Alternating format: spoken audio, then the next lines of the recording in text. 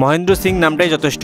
তার সম্পর্কে কিছু বলার আগে আর কোনো গৌরচন্দ্রিকার প্রয়োজন হয় না বলে আমার মনে হয়। অবশেষে অবসর নিলেন ভারতীয় ক্রিকেট টিমের মিস্টার কুল ক্যাপ্টেন। তার এই অবসরকে নিয়ে তৈরি হয়েছে নানা গুঞ্জন। কেন অবসর নিলেন ধোনির অবসর নিয়ে নানা জল্পনা কল্পনার শেষ নেই ভারতে। বর্তমানে মাহির জীবনী নিয়ে একটি বিশাল বাজেটের সিনেমা তৈরি হয়েছে, কিন্তু সেই সিনেমায় কি সত্যি উঠে এসেছে একজন নিম্নবিত্ত টিকিট কালেক্টরের আজকের মহেন্দ্র সিং ধোনি হয়ে ওঠার সেই দীর্ঘ জীবন পরিক্রমা? হয়তো না। আজ সেই চিত্রই তুলে ধরব। টাইম ম্যাগাজিনের লেখক চেতন বাগ ধোনি সম্পর্কে লিখেছিলেন, তিনি শুধু ভারতকে বিশ্বকাপ ট্রফি এনে দেননি, 120 কোটি ভারতীয়কে শিখিয়ে দিয়েছেন কিভাবে বিশ্বকে জয় করা যায়। কিন্তু এই ধোনি একসময় রেলের টিকিট চেকার ছিলেন। ভারতের উত্তরাঞ্চলের আলমোড়া জেলার তলসালম একটি অচেনা অখ্যাত গ্রাম। খুব ভালো চাষাবাদ না হওয়ায় অল্প লেখাপড়া জানা পন সিং একটি চাকরির আশায় চলে গেলেন উত্তরপ্রদেশের লখনউরে। সেখানে কাজ না জোটায় পন সিং চলে গেলেন ঝাড়খণ্ডের বোকারো, কিন্তু এখানেও কোনো কাজ জুটল না। তাই আবার একটা কাজের আশায় পাড়ি জমালেন ঝাড়খণ্ডেই রাঁচিতে। 1964 সালে যোগ দিলেন স্টিল কোম্পানিতে। এরপর 1981 সালে পন সিং আর দেবকির কোল আলো করে জন্ম নিল মহেন্দ্র সিং ধোনি। রাঁচিতেই পড়াশোনা শুরু হলো স্টিল কোম্পানির স্কুলে। প্রথম দিকে স্কুলে ফুটবল খেলতেন ধোনি, পছন্দ ছিল গোলকিপার হওয়া। এরপরে নেশা চেপে বসল ব্যাডমিন্টন, হকি এবং টেবিল টেনিসে।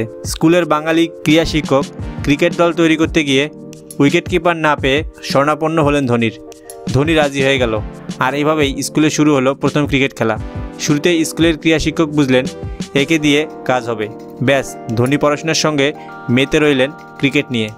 কিন্তু শুরু সেই উইকেট কিপার, কিছুদিনের মধ্যেই হয়ে গেলেন ভালো ব্যাটসম্যান। তখন ঝাড়খণ্ড জেলা বলে কিছু ছিল না। ধোনির বয়স যখন 15 বছর, তখন সুযোগ পান বিহার দলে। বয়সের কোঠা 19 এর ঘরে পৌঁছলে অভিষেক ঘটে রজনী ট্রফিতে। এরপর সুযোগ হয় পূর্বাঞ্চল টিমে।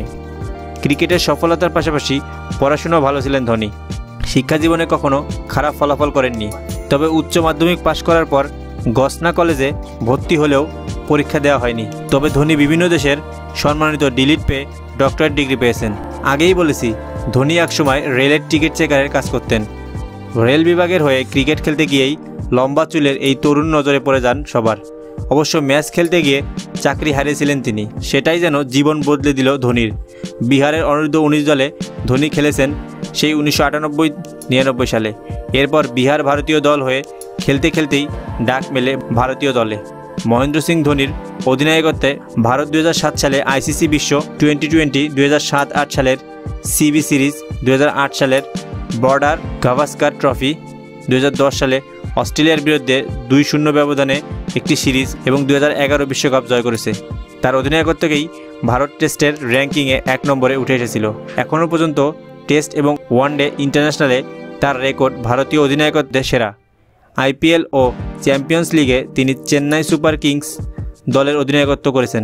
তার নেতৃত্বে ভারতীয় দল প্রথম শ্রীলঙ্কা ও নিউজিল্যান্ডের মাটিতে ওয়ানডে ইন্টারন্যাশনাল সিরিজ জয় করেছে এবং ভারত 20 বছর পর অস্ট্রেলিয়াকে টেস্টে হারাতে সক্ষম হয়েছে। ধোনি একাধিক সম্মান ও পুরস্কার পেয়েছেন। তিনি 2008 ও 2009 সালে আইসিসি একদিনের বর্ষসেরা বিশ্ব ক্রিকেটারের স্বীকৃতি পান। তিনি প্রথম ভারতীয় যিনি এই পুরস্কার পেয়েছেন। এছাড়াও তিনি ভারতের সর্বোচ্চ ক্রীড়া সম্মান রাজীব গান্ধী পুরস্কার ও দেশের 4র্থ সর্বোচ্চ অসামরিক সম্মান পদ্মশ্রী পেয়েছেন। একদিনের আন্তর্জাতিক ক্রিকেট র্যাঙ্কিংয়ে জানুয়ারি 2010 সালে ধোনি সর্বোচ্চ র্যাঙ্কিংধারী খেলোয়াড়দের অধিকারী ছিলেন।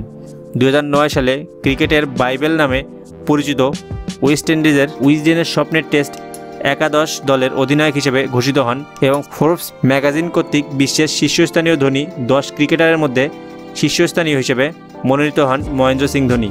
2009 সালে ধোনি আইসিসি ওয়ার্ল্ড টেস্ট ও আইসিসি ওডিআই দলের অধিনায়ক হিসেবে তার নাম ঘোষিত হয়। 2011 সালের বিশ্বকাপ ক্রিকেটের চূড়ান্ত খেলায় তিনি মাত্র 79 বলে 91 রান করে শ্রীলঙ্কার বিপক্ষে অসাধারণ ব্যাটিং শৈলী প্রদর্শন করলে ভারতীয় দল চ্যাম্পিয়ন হয়। ওই খেলায় ধোনি ম্যান অব দ্য ম্যাচের সম্মানজনক পুরস্কার লাভ করেন। মহেন্দ্র সিং ধোনি 2010 সালের 4 জুলাই বিয়ে করেন কলকাতার মেয়ে সাক্ষী রাওয়াতকে। এর 2 বছর আগে কলকাতার তাজ বেঙ্গল হোটেলে শিক্ষানবিশ হিসেবে কর্মরত থাকা অবস্থায় ধোনির সঙ্গে সাক্ষী রাওয়াতের পরিচয় হয়। সাক্ষী রাওয়াত হোটেল ব্যবস্থাপনা নিয়ে পড়াশোনা করেছেন। 2011 সালে ধোনিকে ভারতের সামরিক বাহিনী লেফটেন্যান্ট কর্নেলের পদমর্যাদা প্রদান করে। ধোনির বড় শখ দেশি বিদেশি কুকুর পোষা, আর আছে ভিডিও গেম খেলার নেশা। কিশোর কুমারের হিন্দি গানের ভক্ত, ধোনি সিনেমা দেখায় উৎসাহী নন। দুধ খেতে খুব ভালোবাসেন ধোনি, আর ভালোবাসেন আলু ভুজিয়া। এমনিতে আগে মাছ মাংস না খেলেও এখন দেশে বিদেশে ঘুরতে গিয়ে দুনিয়ার কোনো খাবারেই আর অরুচি নেই ধোনির। তবে কলকাতায় এলে ইলিশ মাছ ভাজা দিয়ে ভাত তার বেশ পছন্দের খাবার। বলিউড অভিনেতা জন আব্রাহামের ভক্ত বলেই একসময় লম্বা চুল রেখে নজর কেড়ে নিয়েছিলেন মহেন্দ্র সিং ধোনি। হয়ে ওঠেন ফ্যাশন আইকন। বাইক ভালোবাসেন তিনি, সময় সুযোগ মিললেই মোটরসাইকেল নিয়ে বেরিয়ে পড়েন। রাঁচিতে তার গ্যারেজে রয়েছে 4টি গাড়ি, সঙ্গে 23টি হাই স্পিড মোটরসাইকেল।